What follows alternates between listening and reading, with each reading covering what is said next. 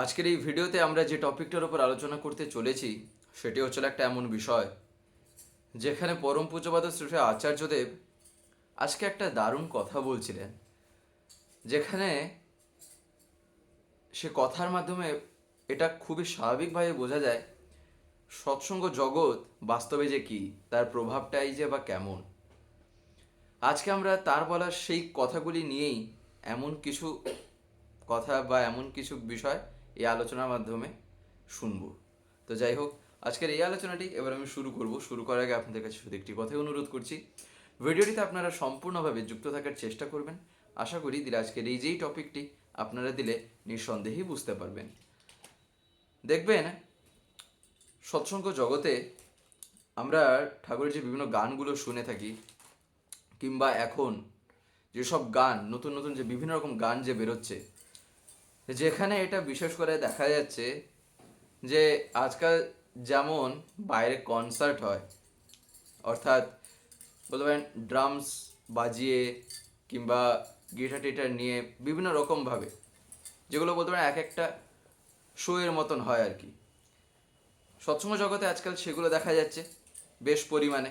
এবারে সেই জিনিসটাই সৎসঙ্গ জগতে তার একটা প্রভাব, সৎসঙ্গ জগতে এমন একটা তার প্রভাব দেখা যাচ্ছে যে ঠাকুরের গানকে কেন্দ্র করে, মাথায় তো তিনি সবচেয়ে প্রথম, কিন্তু তাকে মাথায় রেখে তারই গান এখন সেই রকম করে সব জায়গায় পরিবেশন করা হচ্ছে, সেই রকম করে সেই রকম তৈরি হয়ে সেই রকম করে পারফর্ম করা হচ্ছে। তাতে অধিকাংশটাই দেখা যাচ্ছে আজকালকার সময় আমরা যারা বিশেষ করে ইয়ং এজ বা বাচ্চারা যারা, ছেলেমেয়েরা যারা যারা বলতে পারেন যে জায়গায় গিয়ে, যেখানে এমন এমন কিছু সময়, এমন এমন কিছু গানে যেখানে তারা তাদের জীবনটাকে এক বলতে পারেন টেম্পোরারি কিছু আনন্দের জন্য যেখানে ব্যতীত করত, যেখানে তাদের জীবনটাকে তারা লাগিয়ে দিত, এখন সেই জিনিসটাই তারা ঠাকুরের গানেই তারা আনন্দ উপভোগ করে সেই সময়টা কাটাচ্ছে। কথাটা এই কারণে বলা, আজকে তখন কাছাকাছি 12টা, বেলা 12টা, 12:30টার কাছাকাছিতেই পরম পূজ্যপাদ শ্রী আচার্যদেব একটা কথা বলেন। তা হলো দেখবেন আমাদের প্রধানমন্ত্রী শ্রী নরেন্দ্র মোদী, তিনি একটা কথা বলেছেন। সেই কথাটাই আচার্যদেব তখন বলছেন। তিনি বলছেন যে নরেন্দ্র মোদী বলেছেন এই যে সৎসঙ্গের বিভিন্ন ছেলেমেয়েরা যারা বিশেষ করে এই যে স্টেজে দাঁড়িয়ে এই রকম করে এই যে পারফর্মগুলো করছে, যেখানে এই রকম লাইট টাইট লাগিয়ে সবাই নাচছে, গান করছে, সেই গানে সবাই তাল মিলিয়ে নাচছে, তারাও যারা নিচে দাঁড়িয়েছে তারাও গান করছে, এইরকম যে আনন্দ উপভোগ যে হচ্ছে, এই তাও আবার কি না, এই জিনিসটা একটা সাদা ধুতি পরে, ধুতি পাঞ্জাবি পরে এগুলো করা হচ্ছে, সেটা কনসার্ট বলে মনে হলেও আদৌ তা কনসার্ট হচ্ছে না। সেখানে বাস্তবে সবাই ভক্তিতে ডুবে আছে। তার কারণ সেই শো যা হচ্ছে বা যাই বলি না কেন, সেই গান যেগুলো করা হচ্ছে সেগুলো কনসার্ট দেখতে মনে হলেও বাস্তবে প্রত্যেকটা ছেলেমেয়ের মধ্যে, প্রত্যেকটা ইয়ং জেনারেশনের মধ্যে যারা যারা সেখানে পার্টিসিপেট করছে, যারা যারা যাচ্ছে, প্রত্যেকটা মানুষের মধ্যেই এমন একটা জিনিসের ইম্প্যাক্ট হচ্ছে, যেখানে তারা ঠাকুরকে অবলম্বন করে, ঠাকুরকে মাথায় নিয়ে, ঠাকুরের কথাগুলিকে অবলম্বন করে তাদের জীবনে অগ্রগামী হবে, জীবনে এগিয়ে যাচ্ছে। তাই এই জিনিসটা যেখানে পিএম, যিনি প্রাইম মিনিস্টার যিনি, তিনি যখন ফিল করছেন, তাহলে ভাবা যাচ্ছে যে সৎসঙ্গ জগতে ঘটছেটা কি। এইটা নিয়েই পরম পূজ্যপাদ শ্রী আচার্যদেব আজকে সেই কথাটি বলছিলেন, যে তাহলে ভাবেন আমাদের যে গানগুলো যেগুলো করা হয় তার প্রভাবটা যে কি, যে গানগুলি বের করা হচ্ছে সেই গানের মধ্যে তাহলে আছেটা কি। এমন কিছু আছে, এমন কিছু তিনি ফিল করেছেন বলেই না তিনিও সেই কথা বলতে এগিয়ে এসছেন, যেখানে তিনি তার ভাবটাকে ব্যক্ত করেছেন। এটাই হচ্ছিল সৎসঙ্গ জগৎ, এটাই হচ্ছিল সেই প্রভাব। তারপরে আসলে বলছেন, বাস্তবে ঠাকুরকে নিয়ে ভক্তিগীতি বা ঠাকুরের যে বিভিন্ন গান, সেখানে ভক্তি থাকবে না তো আর থাকবেটা কোথায়, তাই না? ভক্তি সেখানে স্বাভাবিকভাবেই আসবে। তাই আমরা যত যাই করি না কেন, আলটিমেটলি ঠাকুর নিয়ে চলা, নিজের মধ্যে কিভাবে ঠাকুরত্ব জেগে উঠছে, নিজের মধ্যে কিভাবে ঠাকুর প্রকাশ হবেন, সেটার জন্য এত কিছু করা। তাই এবারে স্টেজে দাঁড়িয়ে নেচে নেচে গান করা হোক, কিংবা বলতে পারেন বসে বসে কথা বলা হোক, বা যাই করা হোক না কেন, নিজের আচরণের মধ্যে, ব্যবহারের মধ্যে, প্রত্যেকটা বিষয়ের মধ্যে আমার ঠাকুর এসে উপস্থিত হচ্ছেন। এইখানে বোঝা যায় যে তাহলে ঠাকুরকে নিয়ে জীবনে যে আমরা কেন চলব। দেখবেন এই যে বিভিন্ন যে গান, ছোট বাচ্চাদের দেখবেন যখন তাদের সামনে কোনো গান করা হয়, বাচ্চাদের মাইন্ড, তারা জন্ম হওয়ার পরে খুবই শার্প থাকে। তাদের সামনে যে জিনিসটা পরিবেশন করা হবে, তারা যে জিনিসটা দেখবে আর যে জিনিসটা শুনবে, তারা খুব তাড়াতাড়ি তা ক্যাচ করে নেয়, ধরে নেয়। এবারে তাদের সামনে যখন গানও করায়, সেই গানগুলোও তারা বুঝে যায়। কেমন করে? না, এই গানটা এরকম করে করা হচ্ছে, এরকম করে বলা হচ্ছে, এখানে সুরটা এরকম, এমনকি তাদের বোধেও তাল জিনিসটাও এসে ধরে নিচ্ছে, যে কোন তালে গানটা, কোন গানটা নেচে নেচে, কোন গানটা বলতে পারেন কোন তালে বাজবে, তাই না? তাহলে একটা বাচ্চার মধ্যে যখন এই একটা গুণ, যেটা কি না, তখন তার মধ্যে ভাষার প্রতি, ল্যাঙ্গুয়েজটার প্রতি হয়তো সেরকম কোনো বুদ্ধির বিকাশ হয়তো সেরকম হয়নি, তার ব্রেন হয়তো সেরকম তখনও খোলেনি, কিন্তু সে যে করতে করতে মনোজগতে তার একটা সে গানটা যে থেকে যাচ্ছে, পরবর্তীতে যখন সে আস্তে আস্তে বড় হবে, তখন সে গানটাকে নিয়ে সে তখন ভাববে, গানে আমি বলছিটা কি। তার কারণ অলরেডি তার কাছে সেটা আয়ত্ত করা একটা বিষয় অলরেডি হয়ে গেছে। তাই সেটা নিয়ে তার আর আলাদা রকমভাবে কোনো কিছু করা রাখছে না। সে ভাববে আমি গানে যেটা বলছি, বাস্তবে আমি বলছিটা কি, তাই না? ঠিক একই রকমভাবে এই যে আমরা ঠাকুরের যে বিভিন্ন গান, ঠাকুরের যে বিভিন্ন কথা যে আমরা শুনছি, বিভিন্ন কথা যে আমরা জানছি, এইখানে তাহলে যে জিনিসটা দেখা যাচ্ছে তা কি না, তা হচ্ছে হলো ঠাকুরের যে বিভিন্ন গানগুলো যখন আমরা করছি, যখন আমরা শুনছি, এই নেচে নেচে আনন্দে যখন ডগমগ হয়ে থাকছি, তখন সেগুলো আমাদের মনের জগতে তা অজান্তেই সেটার প্রবেশ ঘটছে। আর সেই গানগুলি নিয়ে আমি যখন মনে গুনগুন করব একটা সময়, আমি তখন ভাববো যে বাস্তবে এই গানটায় কি আছে, কি বলা হচ্ছে, তাই না? এটাই হচ্ছে হলো ঠাকুরের পথ। আর এই রকম করেই সময় অনুসারে যুগোপযোগীভাবে তিনি পথটাও দেখিয়ে দেন। দেখবেন আমরা একটা কথা বলে থাকি না, যে কেন তিনি বারবার আসছেন, কেন ঠাকুর এতবার আসছেন, এত করে আসছেন, কেন তিনি এর আগে এই রূপে এসেছিলেন। বাস্তবে সময় অনুসারে যতটুকু দরকার ততটুকু তো ডোজটা দেওয়া হবে। কম দিলেও মুশকিল, ওভারলোড দিয়ে দিলেও মুশকিল, তাই না? ওভারডোজ হয়ে গেলেও তার যেমন একটা উল্টো প্রভাব হয়, কম দিয়ে দিলেও কি হয় না, মানুষ বঞ্চিত হয়ে যায়। তাই সময় অনুসারে যতটুকু ওষুধের প্রয়োজন, ততটুকু ওষুধই কিন্তু ক্রিয়া করে। এবার সেই ওষুধটা যে নিতে চায় সে নেয়, যে নিতে চায় না সে নেয় না।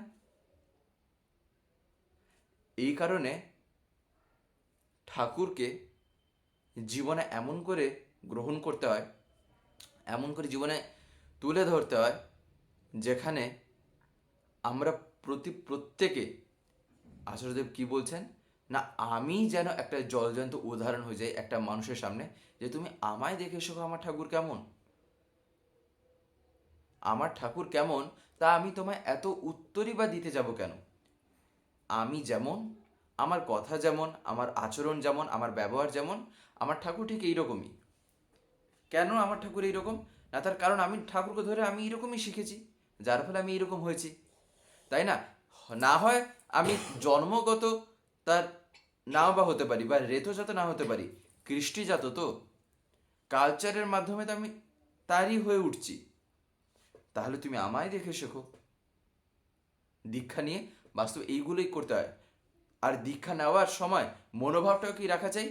দীক্ষা যখন নিচ্ছি, যেন এমন আমার জীবনটা হবে, সবচাইতে প্রথম আমি লক্ষ্য রাখবো যেন আমি তাকে খুশি করতে পারি। তার কারণ তাকে খুশি করাটাই হচ্ছিল জীবনের আলটিমেট কথা। জীবনে যাই করি না কেন তিনি যাতে প্রীত হন। যেমন আচার্যদেব আরেকটা কথা বলছিলেন, সেখানে তিনি বলছেন এই কিছুদিন আগে দেওঘরেই একটা জায়গায় বলতে পারেন কয়েকজন ছেলেমেয়েরা গেছেন, আশ্রম থেকেই কয়েকজন দাদামায়েরা গেছেন। এবারে সেই জায়গায় কাছাকাছি 70 জন ঠিক করা হয়েছে তারা দীক্ষা নেবে। খুব ভালো কথা, তাদের জন্য বন্দোবস্ত করা হয়েছে 70 জনের। এবারে সেই 70 জন যে দীক্ষা নেবে, সেটা সেখানকার যারা মানুষরা আছেন তারা সেই রকম করে যাজনটা করেছেন। যার ফলে কি না, এবার যাজনটা কেমন কি হয়েছে সেটা পরবর্তীতে জানা যাবে। তার কারণটা কি? তার কারণ আচার্যদেব তখন বলছেন, এবারে যখন আমাদের আশ্রম থেকে কিছু দাদা মায়েরা যান, তারা কি যখন দীক্ষার আগেও তাদের সাথে কথা বলেন, যাজনে যখন আবার বসেন, জানা যায় যে 70 জনের মধ্যে আলটিমেটলি বেরিয়ে এলো 30 জন। 40 জন দীক্ষাই নিল না। কেন না? তার কারণ তাদেরকে জবরদস্তি এনে বসানো হয়েছে। এই যে দীক্ষাপত্রের কাজ যে চলছে, বাস্তবে আমরা করছিটা কি না, যারা দীক্ষা নিয়ে ছেড়ে দিয়েছেন আমরা তাদের কাছেই যাচ্ছি। কেন, কি কারণে ছেড়েছেন, কোনো অসুবিধা হয়েছে কিনা, এমন কোনো কিছু আছে ম্যাটার বা কোনো বিষয় আছে কিনা যেটার জন্য তারা হয়তো একটা দুঃখ পেয়েছেন বা মনে কোনো ব্যথা লেগেছে, কোনো কষ্ট পেয়েছেন তারা, এইসবই তো আমরা করছি। তাই এই জিনিসটা ফার্দার যাতে সেই রকম আকারে যাতে না ঘটে, সেদিকেও তো আমাদের লক্ষ্য রাখতে হবে। তাই আচার্য বলছেন যাজনটা এখন এইরকম করে করতে হয় যেখানে তাদের জীবনে মুখ্য দীক্ষা নেওয়ার সময় ঠাকুরই যেন থাকেন। কোনো বৃত্তি প্রবৃত্তি বা কোনো চাহিদা পূরণের কিন্তু বিষয় যেন না বানাই ঠাকুরকে। নাহলে আজকে দীক্ষা নিচ্ছেন, কালকে কি হলো, দেখা গেলো দীক্ষা নেওয়ার পরে সেটা ঠিক হয়ে গেল, জীবনে আরেকটা সেকেন্ড কোনো এমন একটা অসুবিধা এসে যখন পড়বে, তখন অসুবিধাটা যখন আমার কাছে আবার এমন একটা কিছু বিরাট আকার নিয়ে যখন বসবে, তখন মনে হবে কি হলো আমার লাভ ঠাকুরকে ধরে। তখন ঠাকুরের প্রতি সেন্টিমেন্টটা নেই, ঠাকুরের প্রতি আগ্রহটা নেই। আমার আগ্রহটা কোথায় না, আমার জীবনে কোনো কষ্ট আসবে না, কোনো দুঃখ আসবে না, কোনো ব্যথা বেদনা কিছু থাকবে না, আমি বুঝি বিন্দাস থাকবে। ঠাকুরকে ধরে বুঝি আমার এটাই প্রকাশ হয়, তা মোটেই না। ঠাকুরকে ধরে এই জিনিসটা না, ঠাকুরকে ধরে আমার যেটা সবচেয়ে প্রথম হয় তাছাড়া আমার জীবন চলনা। তার কারণ দেখবেন প্রত্যেকটা মানুষের জীবনে এক একটা কর্ম থাকে, কর্ম অনুসারেই সে কিনা জীবনে পায়, প্রাপ্তি ঘটে। এবারে কর্মটা কি করে হয়? কর্মটা সে করে থাকে তার চিন্তা ভাবনাকে অবলম্বন করে, সে যা ভাবে সেইটাকে সে কর্মে বাস্তবায়ন করে থাকে, কর্মে সেটা ফুটিয়ে থাকে। তাই এবারে চিন্তার মধ্যে পরিবর্তন যদি তাহলে আনতে হয়, তাহলে কি করতে হবে না, আমার ভাবনাটার পরিবর্তন আনা চাই। এবারে ভাবনার পরিবর্তন কখন হয়? যিনি বাস্তবে ভাবি, যিনি সেই ভাবগ্রাহী জনার্দন, যিনি সেই ভাবটাকে গ্রহণ করেন, এমন ব্যক্তিত্বকে যিনি ধারণ করে আছেন, তাকে জীবনে গ্রহণ করে চলতে হয়। দিলে আমার মধ্যে সেই ভাবের ইম্পার্ট হয়, সেই ভাবটা তখন আমার মধ্যেও খেলবে, যেমনটা জীবনের জন্য প্রয়োজন, যা জীবনটাকে পুষ্ট করে তোলে, যা জীবনটাকে পোষণ দেয়, তাই না? এই কারণেই আসলে তার বলছেন, তাহলে দেখেন 70 জনের মধ্যে থেকে 30 জন আর বাঁচলো শুধু দীক্ষা নেবে। কেন না, তার কারণ দীক্ষা নেওয়ার আগে তাদেরকে যে কথাটা বলা আছে তা ছিল ঠাকুর নিয়ে চলাটা বাস্তবে কি। তাদেরকে এটা বলা হয়নি যে ঠাকুরকে নিলে, ঠাকুরকে ঠাকুরের দীক্ষা নিলে তোমার ওই সমস্যাটা ঠিক হয়ে যাবে। তাদেরকে বলা হয়েছে দীক্ষা নিলে কি হয় না, তুমি শিখবে জীবনটা কেমন করে গড়ে তুলতে হয়। ঠাকুরের সেই কথাগুলো তখন তুমি জানবে, তখন তুমি বুঝবে, দীক্ষার মধ্যে তুমি সেটা দক্ষ হয়ে উঠছো। তাই দক্ষতাটা এবারে প্রকাশ পায় কোথায়? সে কর্মে, তাই না? এই যে দেখবেন আমরা গোবর্ধন, আমরা এই কথাটা শুনেছি না, গোবর্ধন পর্বত, শ্রীকৃষ্ণ ওই যে বলতে পারেন ওই যে বিভিন্ন ঘটনা যে আছে তুলেছিলেন গোবর্ধন পর্বত। এবারে গোবর্ধন মানে কি, তিনি বাস্তবে গোবর্ধনে কি বর্ধন তিনি দেখিয়েছিলেন। এই যে গো, গো কথার মানে একটা হচ্ছিল কর্ম, গো কথার মানে ছিল কর্ম, এখানে গো মানে গরু না, এখানে গো মানে ছিল কর্ম। তাই তিনি দেখিয়েছেন যে তুমি তোমার জীবনে সে কর্মের যে বর্ধনা অর্থাৎ বৃদ্ধি, কর্মটাকে তোমার জীবনে বাড়িয়ে তোলো। দিলে কি না সেই কর্মটা এবারে যেমন হবে, যতটা ঠিক হবে, প্রাপ্তিও তদনুপাতিকই হবে। এবারে তাহলে কথা ছিল, তাহলে আমি কি করতে দীক্ষাটা নিলাম যদি সে আমায় কর্মটাই করতে হলো? এখানেই আসল জায়গা। এইটা একটা প্রশ্ন হতে পারে। কেন প্রশ্ন আসাটা অস্বাভাবিক কিছু না, এখানে তার প্রতি সন্দেহ করেছে তাও না, বরঞ্চ শ্রী ঠাকুর আরো এটা বলছেন কি না, প্রশ্ন আমার অস্তে যাউক রহুক যুক্তি সরে, তোমার ব্রত করব পালন মরণ স্তব্ধ করে। প্রশ্নটা তাই না আসলে অস্তটাই বা যাবে কোথায়? সূর্য উদয় যদি না হন অস্ত আদৌ যেতে পারবেন? তাহলে সূর্যোদয় না হলে সূর্যাস্তের কোনো গল্পই থাকতো না। ঠিক একই রকমভাবে এই যে এই কথাটা, এই যে দীক্ষা যদি আমি নিচ্ছি, তাহলে আবার এদিকে কেন বলছি যে কর্ম? এখানেই যে উত্তরটা আসছে তাকেই বহু রকম উত্তর বা বহু রকমভাবে এই অ্যাঙ্গেলটাকে দেখা যেতে পারে, এই উত্তরটাকে। যেমন একটা কি না, আমি দীক্ষার মাধ্যমে আমি যে দক্ষতাটা আমি অর্জন করছি, সেই দক্ষতা সেই নিপুণতার মাধ্যমে আমি বাস্তবে যেটা অর্জন করেছি তা হচ্ছিল ঠাকুরের কথাগুলিকে তখন আমি আয়ত্ত করেছি। তিনি যেমনভাবে দক্ষ হয়ে উঠতে বলেছেন সেগুলো তখন আমার আয়ত্ত হচ্ছে। আর সেই রকম তখন কর্মটাও যখন আমি করছি, পাওয়াটা এমনি তখন আসছে। তাই আলটিমেটলি সেই পাওয়াটা তখন গেল তার দয়াতেই। এবারে দয়াটা আমি কি করে পেলাম? দয়া কথার মানে ছিল রক্ষা করা। তাই আমি যখন আগে আমার জীবনে রক্ষা করলাম তাকে, অর্থাৎ ওই দয়া, তাই এখানে রক্ষা করা মানে তার কথাকে মেনে চলা, তখন তিনি স্বয়ং রক্ষা করেন, তখন তিনি এমনিই দয়া করেন। তাই আলটিমেটলি মানুষ এই রকম করেই জীবনে দয়াটা পেয়ে থাকে। এটাই হচ্ছিল দয়ার পথ, সেই দরজা, যে দরজাটাকে আমি যদি না খুলি তাহলে দয়াটা আমার দরজার সামনে এসে দাঁড়িয়ে থাকবে কিন্তু ভিতরে প্রবেশ করতে পারবে না। বাড়িতে লোক এসছে, দরজার সামনে আটকে দাঁড়িয়ে খুব ভালো, তোমাকে আমি বাড়িতে ঢুকতেই দেবো না, জানলা দিয়ে আমি তোমায় দেখব, হবে? সে কখনো ঢুকবে আমার বাড়িতে? না পারবেও ঢুকতে, পারবেই না। কেন? আমি তাকে এন্ট্রি দিতে চাইনি, আমি দরজাটা আটকে রেখেছি। তাহলে আমি আগে খুলি। আমার হৃদয়ের সিংহাসনে হাজারখানা জিনিস বসাতে পারছি, সেগুলোকে ঘুচিয়ে দিয়ে আমি ঠাকুরকে বসাতে পারছি না। এটাই তো সহজ গল্প। ঠাকুরকে বসাই না, এটা ওটা সেটা নানান রকম বিচার বিবেচনা করছি, হাজারখানা কাজ করছি, একটাই আগে অন্তত করি, কিন্তু ঠিক করে করি, নিষ্ঠা চাই। তাই না? দেখবেন একটা ঠাকুরের বাণী আছে না, নিষ্ঠা আনুগত্য কৃতি, কথায় কাজে সঙ্গতি, চর্যা ব্যবহার নিষ্পাদনে হয় ব্যক্তিত্বের উদ্গতি। অর্থাৎ ব্যক্তিত্বটা এইরকম করেই বেড়ে থাকে। যাই হোক, আজকের এই আলোচনাটি এবারে আমি এখানে শেষ করবো। শেষ করে আপনাদের কাছে একটি কথা বলবো, যদি আজকের এই ভিডিওটি আপনাদের ভালো লেগে থাকে তাহলে একটি লাইক করে দেবেন, সবার ভিতরে শেয়ার করে দেবেন, কেমন লাগলেও নিচে একটি কমেন্টে লিখে জানাবেন। আর যদি চ্যানেলটিকে এখনো সাবস্ক্রাইব করে না থাকেন তাহলে অতি অবশ্যই চ্যানেলটিকে সাবস্ক্রাইব করে পাশে বেল আইকন প্রেস করে অল করে রাখতে একেবারেই ভুলবেন না, আর এরকম বিভিন্ন নতুন এবং ইন্টারেস্টিং ভিডিও সবার আগে পাওয়ার জন্য। জয় গুরু, বন্দে পুরুষোত্তম।